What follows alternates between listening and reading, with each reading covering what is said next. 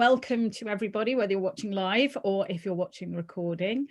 I'm, as most of you know me, I'm Madeline Ravetta from Bright Light NLP, and welcome to this month's episode of the NLP Grapevine, also known as Bite-Sized NLP, which is a monthly session. It's a practice group, so those people who've joined live, it's obviously please get involved. It's about practicing and using NLP. A lot of people who go on NLP trainings end up with lots of good intentions to put it into practice and not always the opportunities to use the things they've learned. So it's partly to use and to put things into practice, and it's partly to maybe refresh something you've learned before, partly to learn about something new that you might not have experienced before. The topic I've chosen for tonight, well, I didn't choose it actually. We have Michael Bowers to thank. Michael's on live tonight because last month I invited all the participants to suggest topics, and Michael suggested sleight of mouth. Now, if you have done NLP at master practitioner level or above, you'll be familiar with this. If you've only done NLP to practitioner level or less, it might be brand new to you, but that's okay. I'm going to introduce it in a way that is kind of easy to digest and fun. And when Michael said that he'd like to cover Sleight of Mouth at a Grapevine, one of the things he said, and a couple of the other participants agreed with, was he said it's one of those things I just couldn't get my head around when we were taught it. And I think lots of people agree, because there are lots of kind of rules about sleight of mouth that can seem very complicated, very formulaic, very awkward to memorize and digest. So tonight I'm throwing all the rules out of the window, all the awkwardness. There will be no memorizing. I'm going to go for the fun and easy way. So be reassured, whether you've learned it before or you haven't, I'm going to make it easy because it's something that I absolutely love and I use it a lot. So my intention for you tonight is that by the end of this session, you will be having fun using this brilliant tool. Are you all up for a bit of fun? Yes. Excellent. I like a resounding yes. I'm going to talk a bit about reframing, the concept of reframing and why we might use it. Reframing is a general name to cover the specifics that we're covering tonight, which is called sleight of mouth, which is one particular style of reframing. So I'll also describe that. And then we'll do a couple of practical exercises. I noticed my slide is wrong here. It says act as if and higher values. Those of you that were with us last month will realize those are last month's exercises. My apologies, but we have got a couple of practical exercises, and we'll end as always with reflecting on what we've learned and closing. When we get to the practical exercises, I will be inviting you to offer some of your own issues that you might like to reframe. And what works really well is if you've got some what I would call stuck thinking. You know, when you've found yourself, you sort of feel slightly at a brick wall, and usually you're stuck in a way that you can sum up in one sentence. So for example, I know at the moment that I'm stuck. I keep getting to the point of I'm struggling to launch one of my new online products because I feel so slow at learning new technology. And it feels like that's holding me back and I'm stuck there. So I can't launch my new product. I can't bring it to market because I'm so slow at learning the new technology. And it feels like a stuck thinking. And I can sum it up in one sentence. Of course, the issue has got arms and legs, but the core of it, I can sum it up in one sentence. So you might like to start thinking about where you're stuck at the moment.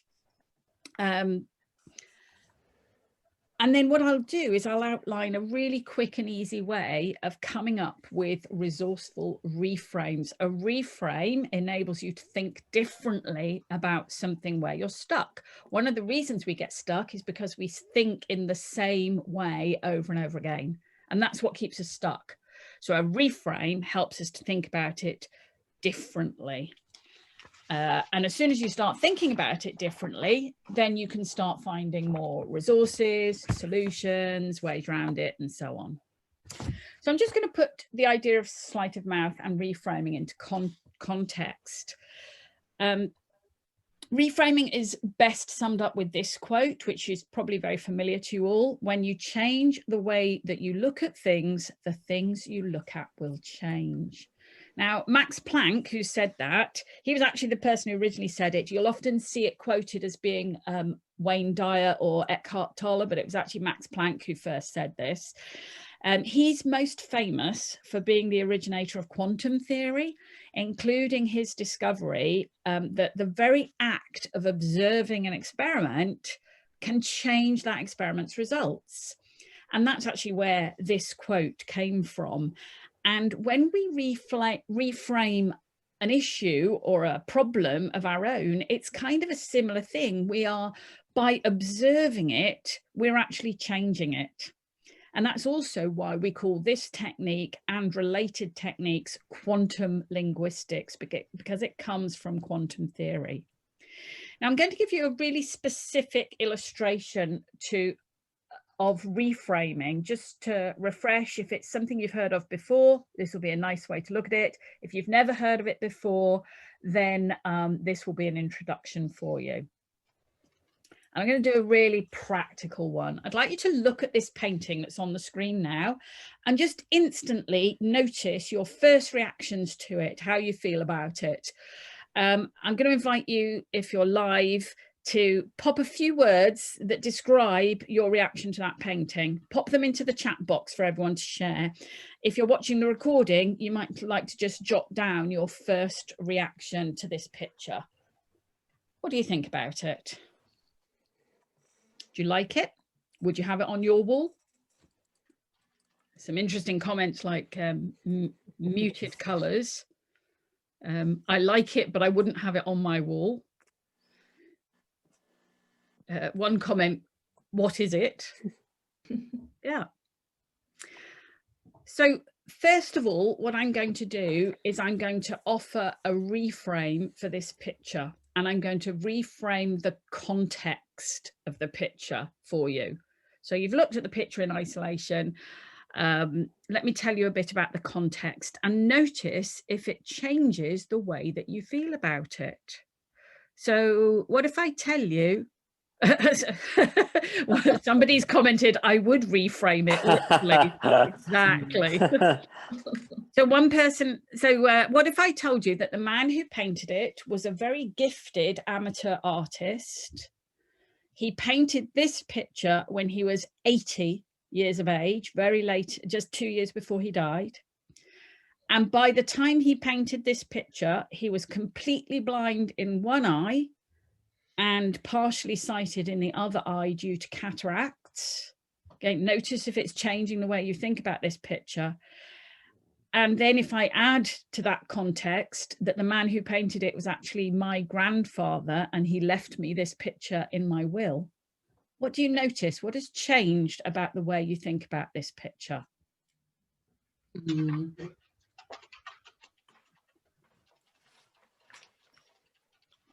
Again, if you want to jot anything into the comments, just how any changes or anything you notice when it's been reframed by the context of the picture.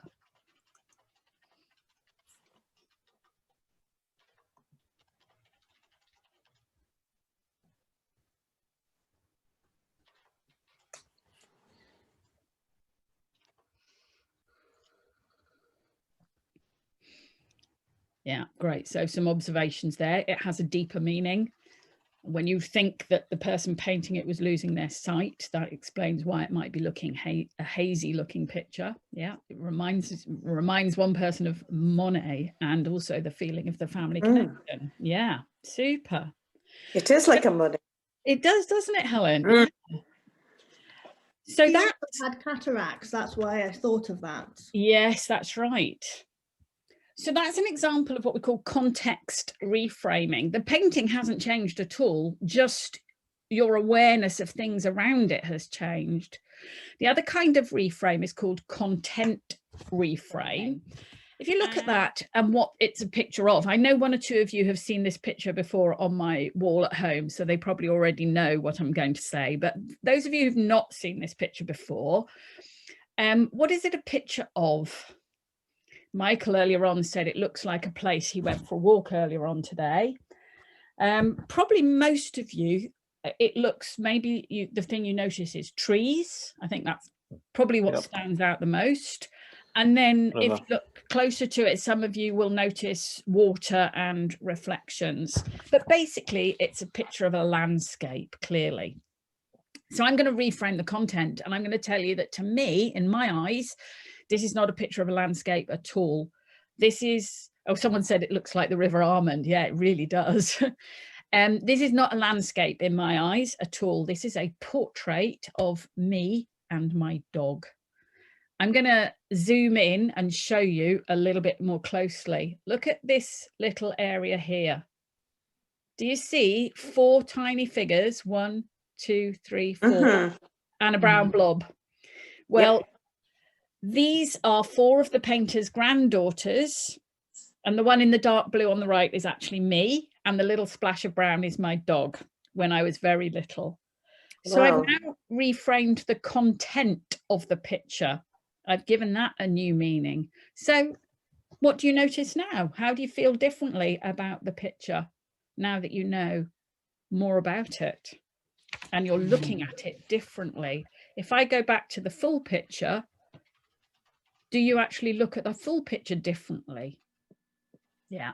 So Maria's said there's now a deep personal connection, and now you focus on the people and not so much on the landscape. Yeah, absolutely. I love this exercise as an illustration of that quote: change the way you look at things and the things that you look at will change. That painting hasn't changed one jot, but it'll never look the same to you again as it did before it was reframed for you. It absolutely has changed. And that's kind of what we're going to be doing with reframing problems and issues. We're not actually going to change anything in fact or in what's actually happening, but after it's been reframed, you'll never be able to look at that problem in the same way. And that's why it's so important and so valuable for stuck situations. One of the problems with stuck situations is that we always go on thinking the same way, and that's what keeps us stuck. So by reframing it, the situation won't have changed, but you'll never be able to look at it the same way again. So it could be, for example, a stuck state, like I'm always feeling, like a lot of people have been in a stuck state during parts of COVID, maybe feeling hopelessness or despair or fear and just not being able to get out of that sense. Some people have fallen into a stuck state of kind of inertia because they feel like whenever I just try and get going again, there's some restrictions or something, you know, knocks me back. So there can be stuck states.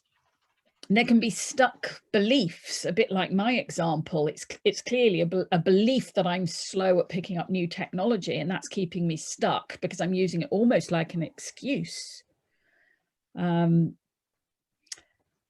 can be stuck behaviors when you keep on getting into a pattern. You often see that in relationships where you everyday situations escalate into a row and you find yourself always having the same row over and over again. And that's not helpful. That would be a stuck problem again.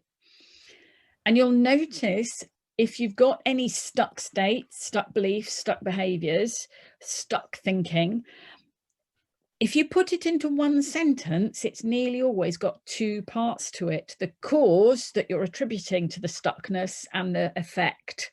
So in my example, the cause that I'm claiming is I think I'm too slow at picking up new technology, and as a result, I'm not able to launch my new product. But I can still put it into one sentence. So I'm going to invite you now to take a moment to think of where are you stuck. But where are you stuck? Try and put it into a single sentence. Usually it's got 2 parts to it, like the cause and the effect, or you know, the situation and the result. And in particular, if it's something you'd like to work on tonight, that would be brilliant to get that out. Somebody's popped into the comment, I experienced a stuck steak today, but somehow freed myself. Oh, well done, Maria. That's brilliant. Yeah, it's great when you can do that. So with the one somebody's written, I'm stuck with my physiotherapy. If you can just add a because, like what reason do you think you're stuck? That will just help to help us look for reframes. And the same, someone's written, I'm feeling unproductive, looking for a new role. If you can write a because, what is it you think's keeping you stuck? Or what's holding you back? What's making you feel unproductive? That would be really helpful for us to reframe. Okay, so Michael, I can see you've written yours. You're stuck at making a decision on a business niche. You've got a reason why, but what's keeping you stuck? What would you attribute that to? What's stopping you? Oh, too many choices. Do you want to pop that into the chat as well? We know what it means. Yeah, and there's a few other examples. I'm stuck at letting material things go, which is slowing down my declutter. I'm stuck at making an appointment for a filling because of fear. Yeah, they're all really good examples about those. Also, if you've got others that you want to reframe for yourself, reframing is something you can do for yourself, but the best way to practice it is to reframe somebody else's. The whole point of reframing is to think differently, and if you were thinking differently, you wouldn't be stuck. So it's harder to do for yourself. It's much easier to practice to do it for somebody else. Okay. All right, I'm going to park that for a moment and go back to the main slides and just talk briefly about this expression, sleight of mouth. In the invitation to tonight's Grapevine, I mentioned briefly the story that Richard Bandler, this gentleman on the left there, Richard Bandler, it is said that he could never lose an argument. And certainly there are very well documented examples of him being able to persuade people, influence them, to change their minds, and to win some quite contentious issues.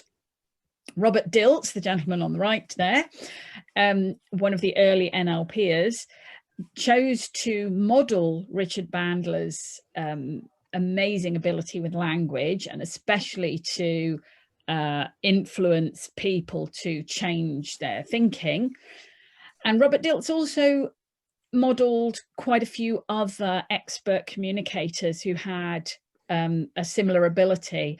I don't know who all the people were that he modeled. I do know that one of them was actually Jesus of Nazareth, and there are some great stories about how Jesus of Nazareth uses reframing, but I'm not covering that tonight, but they're also amazing. And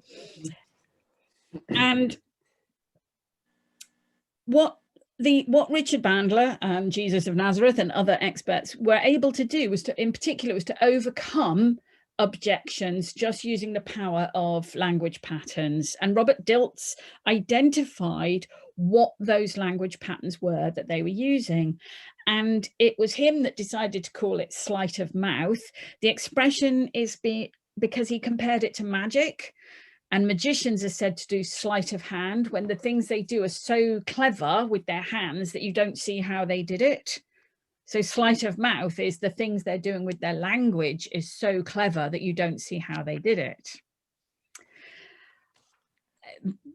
And just like magic, though, it does take a little bit of time to learn. And I think that's probably behind why Michael said he'd like to cover it again in the Grapevine, because it can be difficult to learn, because there's lots of kind of rules about the language patterns, a lot of things to memorize, and it almost looks like formulae when it's written down, and put like that puts a lot of people off. It's not how most of us like to learn. So I'm throwing all the formulae out of the window, and I'm going to share with you a much more relaxed and fun way of learning how to do sleight of mouth. And we're going to do it with a practical example. So here's my practical example I'm going to use. This is what a client said to me not that long ago. He said, my boss just leaves me to get on with things. He never pays me any attention. And this was a complaint. This was definitely a complaint. For some people, that might be a good thing. But for him, this was definitely a complaint. Now, when we're using sleight of mouth reframing, our goal or our intention is, as I say, not to actually change any facts. It's just to loosen that stuck state, to shake that person's belief that this is a fact and show them that there are other possible interpretations. And it's really important that we don't just show one other possible interpretation. I mean, that would be easy to do with this. What would be one other interpretation for this one? Anyone like to shout it out? It'd probably be, how do you know your boss just doesn't trust you with the work that you're doing? Hence he's leaving you to get on with it. He's leaving you to get on with it because he trusts you. Exactly. It would be so easy just to say that to them. And it would be a reframe, which is brilliant. But if you only give one reframe, what happens is that the recipient takes it like you're saying to them, you're wrong. And so their barriers come up. Or they take it like advice. And we all know that most of us are very bad at accepting advice. So what Sleight of Mouth reframing does is offer loads and loads, like quantity is more important than quality. Loads and loads and loads of different reinterpretations, because each one will just shake that thinking a little bit. The first one that Michael suggested, you know, perhaps he leaves you to get on with it because he trusts you so much, has already shaken it a little bit. But if you keep doing that, it's like, you know, prodding or pulling individual bricks out of a wall until the whole thing collapses. And you pull enough bricks out and, you know, you can't rebuild that particular wall in the same way anymore. You've shuggled it around, you've shaken it, you've loosened their model of the world, which is the opposite of being stuck, isn't it? So some of the ways that we can come up with reframes, you can basically take any part of what the person has said and play around with it. You can, for example, offer an alternative interpretation, just like Michael did. So maybe it's not that he doesn't pay you any attention, maybe it's because he trusts you. You can use opposites of things. So you could say, how would you feel if your boss stood over you and gave you attention 24/7? Yeah, because most people wouldn't like that, would they? So you've taken one bit of it and swapped it to the opposite. Yeah. You can apply any part of it to somebody else. So you could say, well, if I am left to get on with things, that makes me feel, you know, that people have got confidence in me. So I've taken the same belief but applied it to myself, or I could apply it to somebody else. You could take things to the extreme or even absurd, like, well, isn't it a good thing that you aren't doing anything to attract the wrong kind of attention from your boss? You know, it's a slightly cheeky, silly suggestion. You can play around with different meanings of the words. So when your boss leaves you to get on with it, what else does he pay you? Yeah, because pay has other meanings, doesn't it? And I imagine they're being paid a wage, this person. Above all, forget the rules and play around with the words. You know, I sometimes think about, you know, like fridge magnets with letters, and you can rearrange them into lots of words, and you can get fridge poetry as well, which is lots of words that you can rearrange to make poems. I sometimes think of this sleight of mouth reframing is a bit like doing fridge poetry, only not only do you reorganize the words that are in front of you, you can reorganize the meanings as well. So I'm just going to run through a few of the reframes I came up with for this one, but I'm going to invite you. Oh, brilliant. So Helen's already added one. If you can think of any others, add them into the chat. Helen's added, perhaps your boss is overloaded and knows that you can work without help. Love it. There's another interpretation. So I came up with, aren't you lucky that you don't have a boss who looks over your shoulder all the time? What if you got on with it anyway while you think about how to get your boss's attention? What are you paying attention to? So I've swapped who that bit applies to, that would please your boss. If he leaves you to get on with it, then he must really trust you. Is there something else that your boss always pays you? What you don't realize is that he thought you wanted to be left to get on with it. How good will it feel when you've got on with it and then bring it to the attention of your boss? If he leaves you to get on with it, won't you get a lot more done? What are you not paying attention to? I did two things there. I changed who it applied to and did the opposite. So what are you not paying attention to? Aren't you paying your boss too much attention? Perhaps you should get on with your work instead. And isn't it a good job that you aren't doing anything to attract the wrong kind of attention from your boss? There's a couple of others coming up. Imagine how your boss feels knowing he has employees that he can trust to get the job done. Love it. So can you see how you can, and I'm sure there are loads more than just the ones I came up with, but how some of them were quite playful, quite scrambling the ideas around. And if you were on the receiving end of those, you know, your head might get into a bit of a guddle listening to them all, but they will shake your model of the world. They'll shake your stuck state. Yeah. Does that make sense to you? Mm-hmm. It's good fun. I love that. Helen's come up with a, does he never pay you attention? Yeah, absolutely. I'm going to give you another example as well, because this one's quite funny. It became a little bit hard hitting, but again, in a really good way. This example was a guy I was coaching who was probably in his 50s, and he was really getting offended because his company was sending him on a training course, and he discovered that the tutor was quite a lot like a good 20 years younger than him. And he thought it was an insult. He was like, what on earth? Why am I being sent on this course? He said, I don't see what I can possibly learn from a young woman. Yeah, exactly. So I'm going to invite you, if either use the Jamboard if you can make that work, or use the chat if that's easier for you, to come up with some ideas of how you would rephrase that. Again, have fun, be playful, really play around with the words, the meanings, swap them around, apply them, do opposites, make it absurd. So come up with as many as you can think of for this example. Oh, I love that one from, oh yeah, that's a nice simple one. What could I possibly learn? Love that. Michael's got a good one. Look at all the young female leaders around the world. Are you saying you can't learn anything from them? That's brilliant. I like that. What do I see that I could learn from this young woman? Good.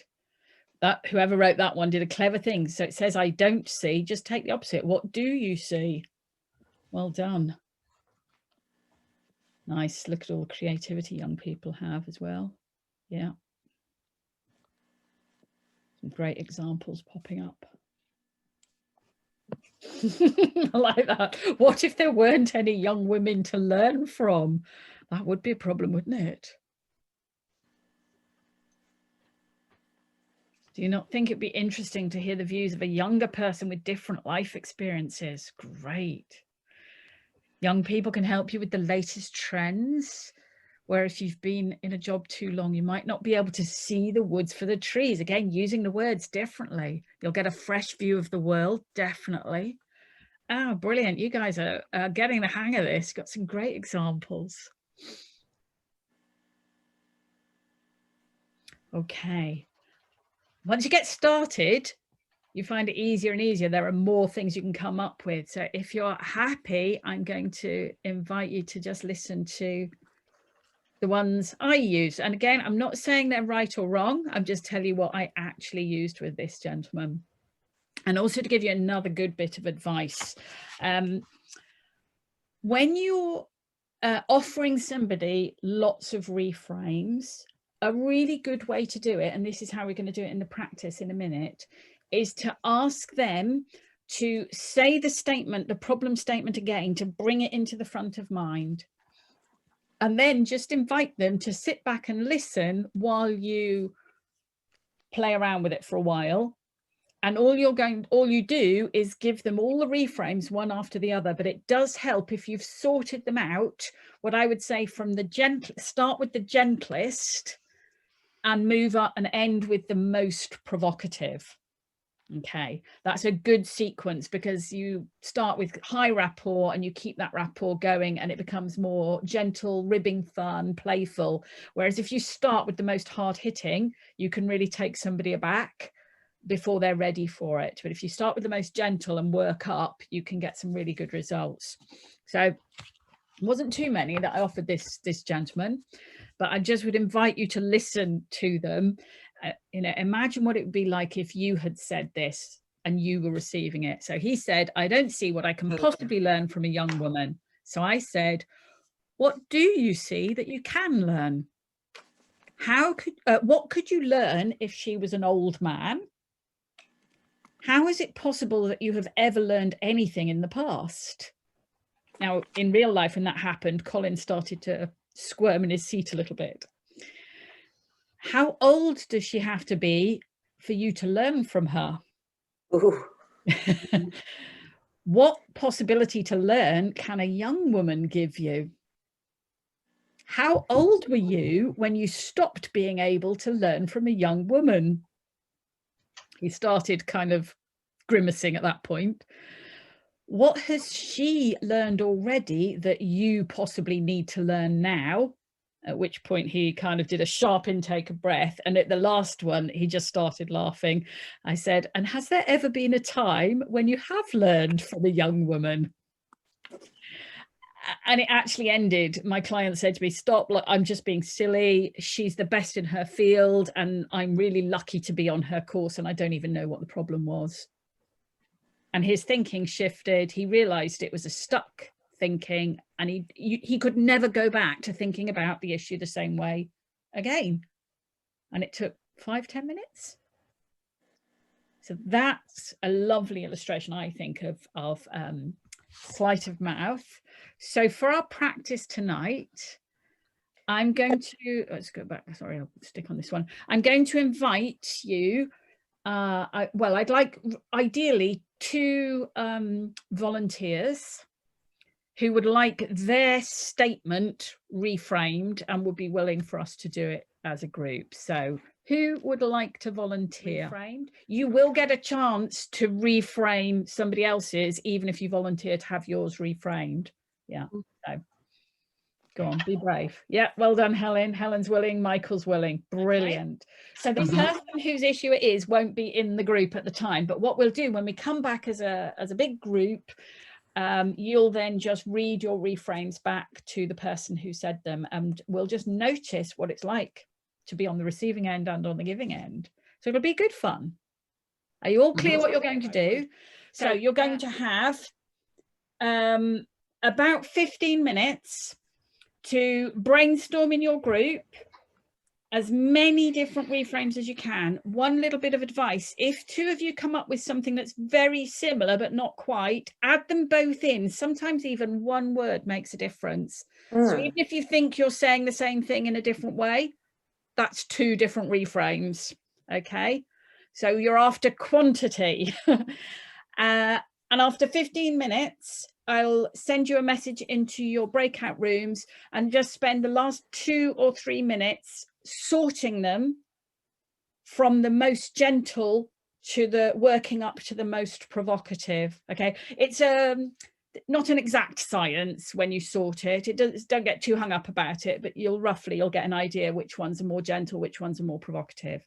Okay, you all clear what you're doing? And it's good that I'm listening to the declutter stuff, because that was the other issue I thought I might write down. So that would be actually really good to hear. Oh, well, that could be brilliant. So that's the other thing. You can always borrow someone else's benefits, which I love. Okay, so I'm going to pop you into the breakout rooms. I just have to stop. At this point, the participants went into breakout rooms in pairs to brainstorm as many reframes as they could think of for our 2 brave volunteers. And when they come back, you'll hear what they came up with. And the way we're going to do it is Michael will restate the original sentence in the exact same words that he had before. Do you have that handy, Michael? One second. Let's see. Oh, that's somewhere. Or it's on the second page of the Jamboard if right. You want it off there. I'll go with that. Yeah. The reason that we get him to do that is just to bring it back into the front of his mind so that he brings himself back into the stuck state. And now Michael doesn't have to say anything. And you're just literally going to read them one after the other with the tiniest pause between them just to allow it to sink in, but no space for a reply. You're just going to go all the way through. Emma and Helen, it's really important. Build rapport with Michael and smile all the way through it. You know, it is that sense of light-hearted playfulness all the way through. Okay.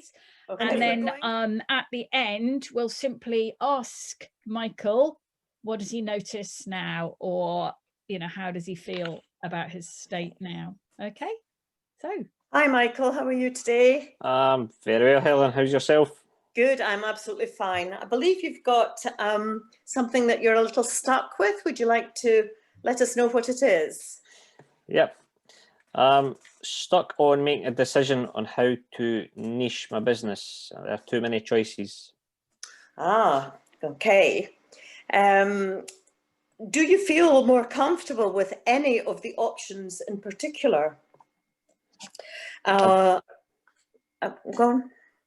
No, if I respond, if I keep quiet. Yeah, Michael doesn't have to reply. He just okay. But if he wants to reply, do I let him or do I just not in this exercise? No. Okay. Okay. Have you explored the knock-on effect of your choices? Have you thought through? Sorry, wait a minute. Have you listed the pros and cons of your niche choices? Emma? Is it not wonderful to have so many choices and ideas? Back to you. What would you do if you had no choices? Wait a minute. Can the choice be more than one? Emma? Medium? How many choices is too many choices? And when will you know if it's time to choose? Back to you. Would you prefer to have only one choice? What if you know? Are your choices stuck because you haven't picked a business niche? And isn't it a great idea to be stuck? Would you like to play instead of working on a niche? When will you know it's time to choose? Isn't the real problem you don't want to choose and unstick yourself?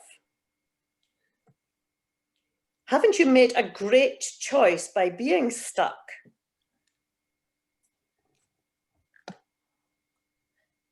Have you identified the advantage of being stuck? Emma? Have you thought through what you want from your business choices? Are you choosing to be stuck because you have not picked the business niche you want yet? A good thing to keep your business stuck as you don't want to make a choice is it that you don't want to commit yourself?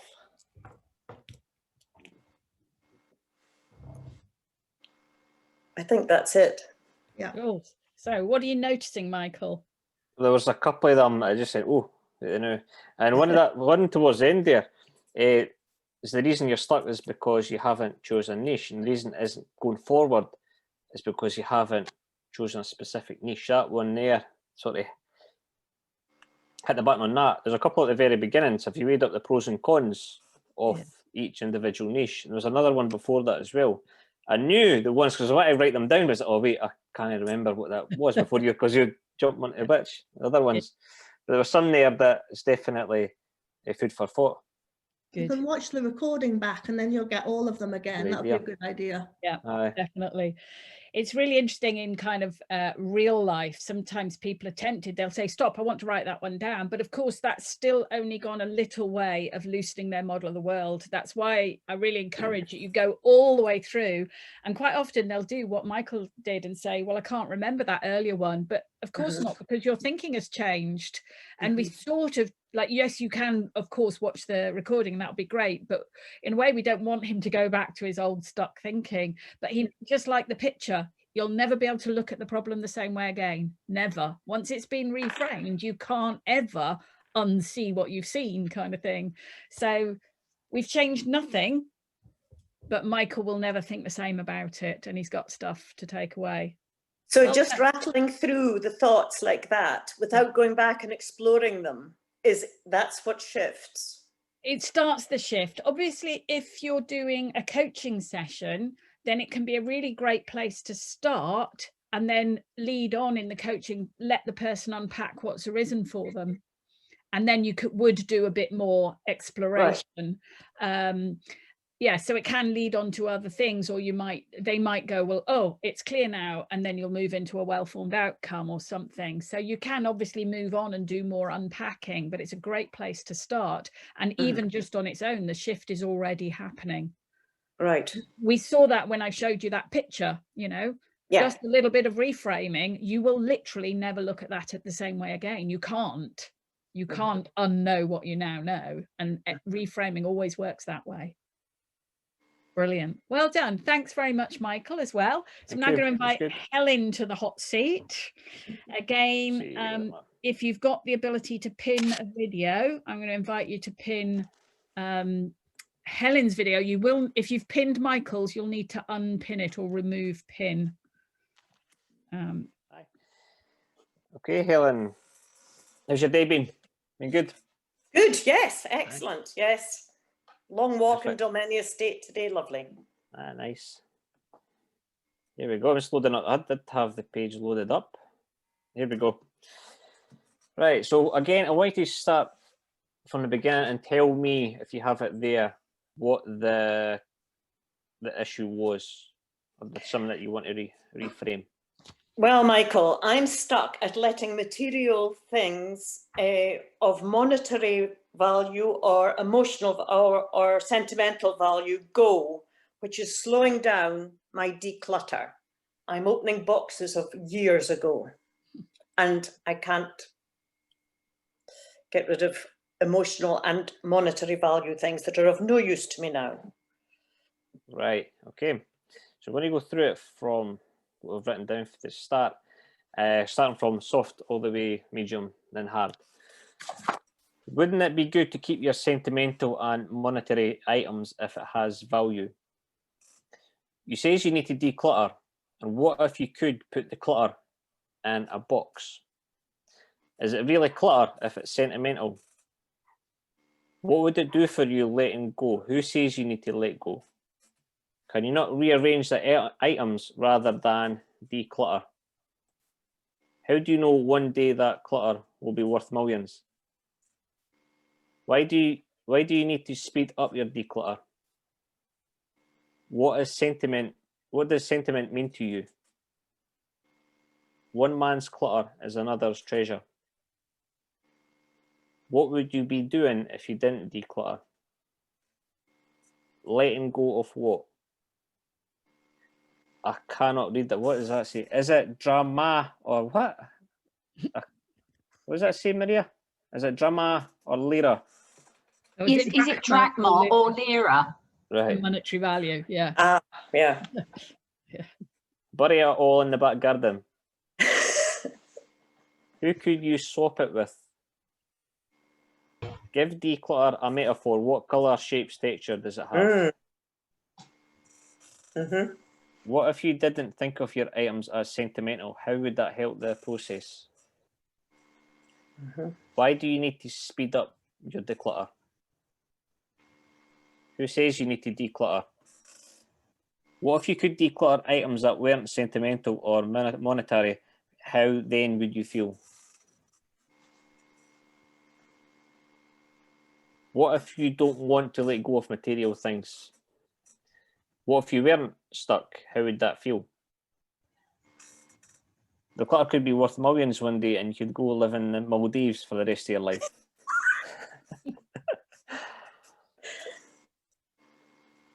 Let's see, where are we? What do you value more than sentiment and money? How much monetary value do you put on a clutter-free home? Are you letting money and sentiment clutter up what's really important in your life? Surely your clutter is immaterial. And what if you could bury it in your coffin? There we go.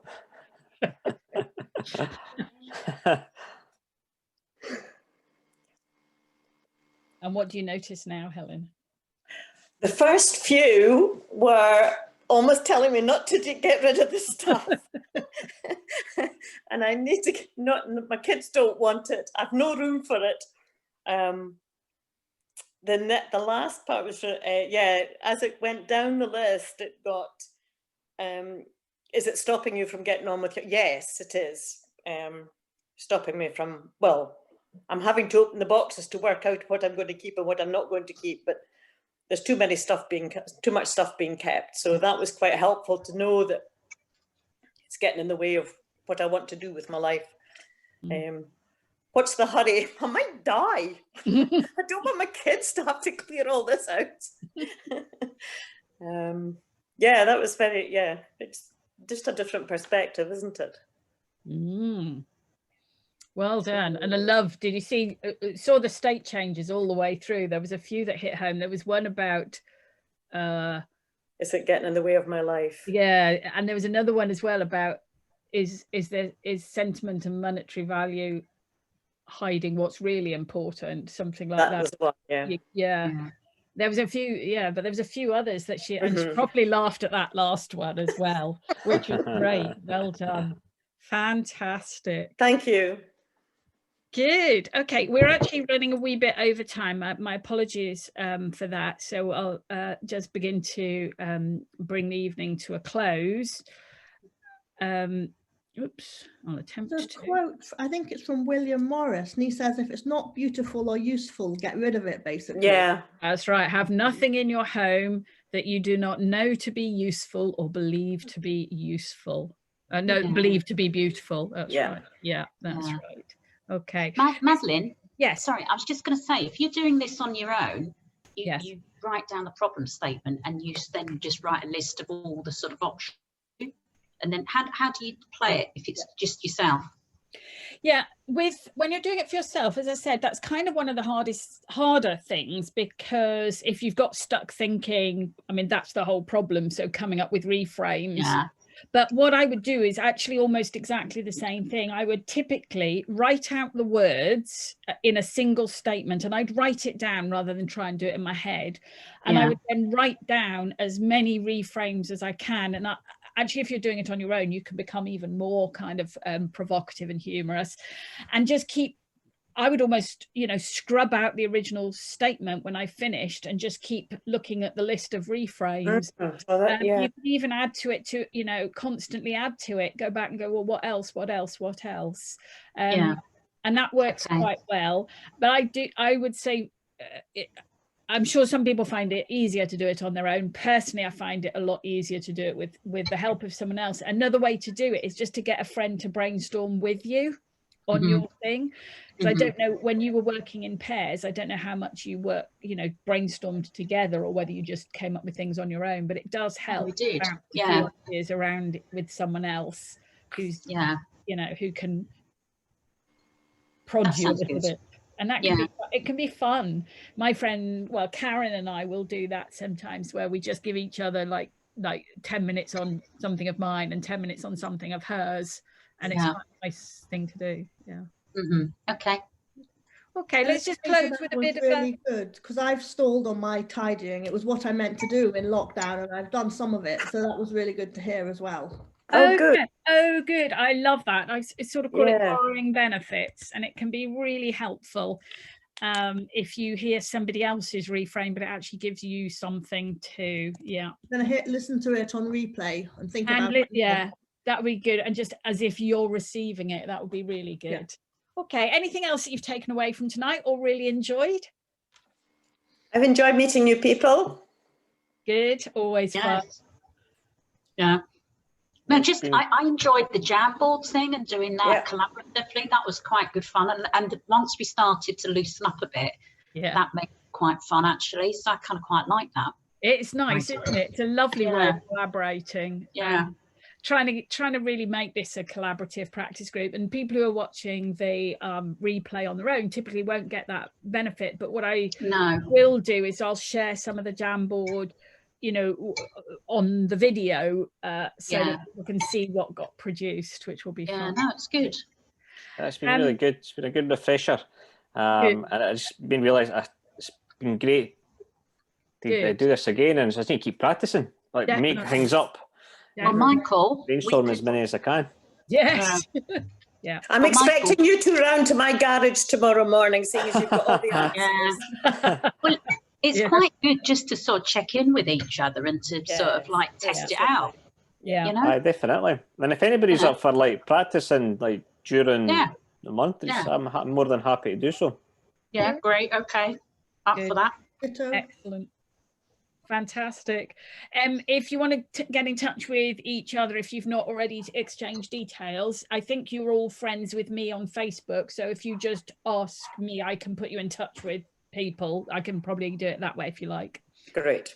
I will ask you again if you would be so kind as to leave a review. It's in your learning portal. I'm just sharing a link to the relevant unit where it's got the questions for a review, so that you can if you click on that link now, so you've got it up in your browser, but come back into the Zoom meeting. I'd be really grateful if you could do that. Other people find it really useful to hear about your experiences, what you've enjoyed, and if there's anything I can do to improve the Grapevine in the future, I'd love to know about that. So I'm always keen to do that. Looking forwards, a couple of things. I've started setting up the topics for next year's Grapevines. I've got the first 5, all the dates are in the diary. It's always the last Thursday of the month. The first 5 topics have been set up. Kicking off at the end of January, setting yourself up for success for the year ahead, or for whatever, for a goal or a project or anything, looking at success factors. Moving into clean language, which is almost the exact opposite of what we were doing today. Today was definitely not clean. Clean is when, as a coach, you don't add any advice, suggestions, or whatever. You entirely work from the client position. And I love that today's technique and clean language can sit side by side. They've both got a place. In March, we're going to be looking at some ways of solving problems using SCORE model, which is another Robert Dilts favorite and a great one for finding your own inner resources. In April, we'll be doing one of the favorites in Grapevine. It's had the best reviews out of all my topics, procrastination busting. So I'm rerunning that one. It'll be slightly different to when I last did it, but it's an ever popular one. And it's a bit of a Dilts theme, because in May, I'm going to be revisiting another Dilts model, the neurological levels of change. Again, I've got a few fresh, different ways of applying that. If it's not something you've learned before, I'll introduce it. If you have learned it before, I'll show you some new ways of using it. So there's that coming up. The other thing, some of you who were on the Grapevine a couple of months ago will know I was talking about bite-sized NLP as a monthly membership club. I'm hoping to reopen the club for new members in next year. I'm currently aiming for January. It might be February, and I'm still sorting out what that is. But the idea is, and I know I've talked to a couple of you about it, talked to Maria about it recently. I think I talked to Emma as well. Where the Grapevine is about learning and practicing NLP tools, the Bite-Size NLP Club will be absolutely about applying NLP for yourself. It's going to be about personal development. Oh, good. So it'll be absolutely your agenda but with I'll bring an NLP frame, you'll bring your agenda, and it'll be about personal development. It'll be a mixture of group coaching, some themes and challenges that I'll be offering and sharing. As I say, some group coaching, and there will be some one-to-one coaching, but in a group setting. So somebody will get the spotlight, that kind of thing. I'm fine tuning it. I did an October launch, which I learned a lot from, also what not to do. So as I say, I'm going to be doing a new launch probably January or February. If it's something you're interested in and you kind of want to suggest how it would work for you, do let me know. I'd love to have that conversation so that I can build exactly the product that you guys would most benefit from. And that goes for the people who are watching on the video as well. Just please get in touch. This is all about your personal development. Now, I kind of want to hold a safe space for you, an NLP container, if you will, so that you can really in the morning. Say that again. Sorry. And that's the morning one, isn't it? That one. Yeah, certainly when I was doing it before, I was doing morning sessions, but again, it'll partly depend on what people want. But morning seems to be popular because people can do a group call, say at 8:30, and then still get a full business day, where the grapevine will carry on being in the evening. But yeah, it probably will be a morning, the live session, but there'll be other materials in the portal as well, sort of journaling prompts, that kind of thing. So there's a couple of other things I'm quite excited about at the moment. Other than that, well, gosh, this was the last one of the year. Thank you so much for everybody who has been part of the Grapevine this year. I think it's been my best year yet. We've been going for nearly 5 years now, and had some super results. Also started recording them for the last 6 months, and those have been popular. I know people have been looking at the replay, and in fact buying the replay, and even if they weren't part of the live. And so I'm bundling those up as well to make sure they go on being available. So even if you can't see some of the past ones, they will all become available again soon. I'm just going to be repackaging them. So thank you so much for being part of that. Thank you for making what hasn't always been a brilliant year. Thank you for Grapevine has been a highlight, I would say, for me and for a lot of the participants. So thank you for that as well. And if there's any last comments, thoughts or questions from those of you who are on the live. Super. I was just going to say it's lovely to be able to be in touch with people so properly when we're only on Zoom, because we're all stuck in our little houses, maybe not seeing people, so that's nice. Especially just now, while it's at this time of day when it's quite dark and you're not socializing anywhere. It's almost like a nice little social circle. Oh, it really is, and that's always been my intention. It properly feels like a community, and thank you to all of you for making it feel that way. So yeah, and Emma, like, we wouldn't have seen you because you're hundreds of miles away, but it's been lovely to yourself and people like Anne, who's been coming to Grapevine all the way from Canada, and various other people. It's just, I think it's enabled something that we didn't even think about a year ago or even 6 months ago. No, that's been brilliant. Thank you so much. Okay, well, thanks all of you. Thanks, Michael, for thinking of today's topic. If any of you have suggestions for topics you'd like to see covered in the second half of next year, over and above the ones I've already mentioned. Yes, Helen?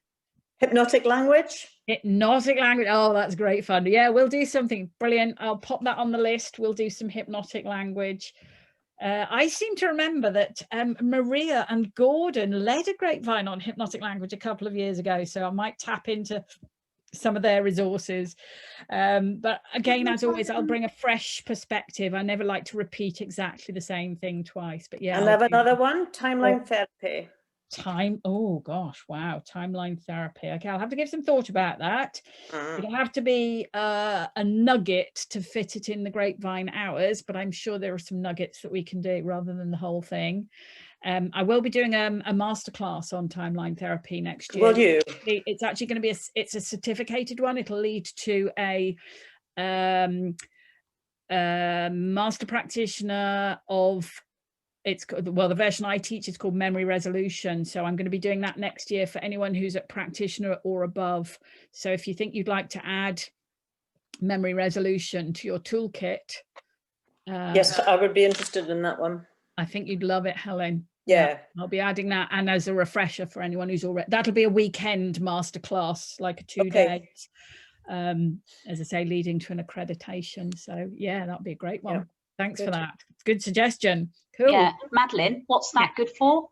The timeline, sorry, the memory resolution. Excellent question. So memory resolution, timeline therapy, as the title suggests, it is a therapeutic technique which enables you to unpack problems in your past that are causing issues today and forward. All right. And in particular, memories that have created unhelpful emotions like anger, sadness, fear, guilt, limiting beliefs, limiting decisions, where there's, and the nice thing about it,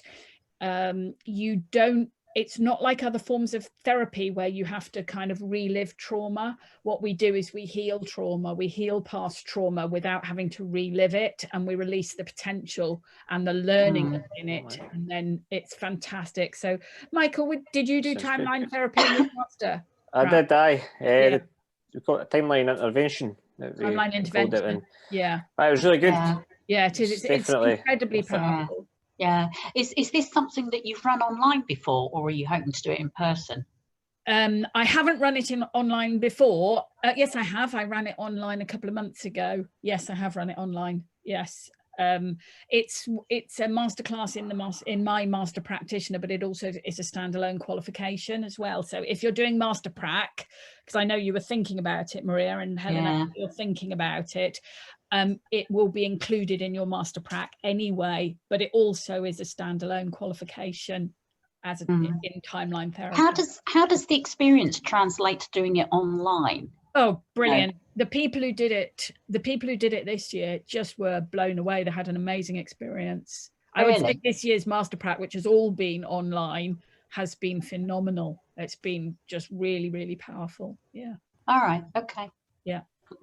Okay. Thank you. Okay. Well, in which case, it only remains Happy Christmas for me to say, Christmas, everybody. Oh Happy my God, holidays. I know. that word. How can we believe but we're only 4 weeks away from the shortest day. Hooray, and then it gets longer again. Yeah, I need the sunshine. I know. All right. Brilliant. Thank you, everybody. Thanks, Madeline. That's been brilliant. Nice to see you all. Have a great time. Bye. Bye. Bye. Bye.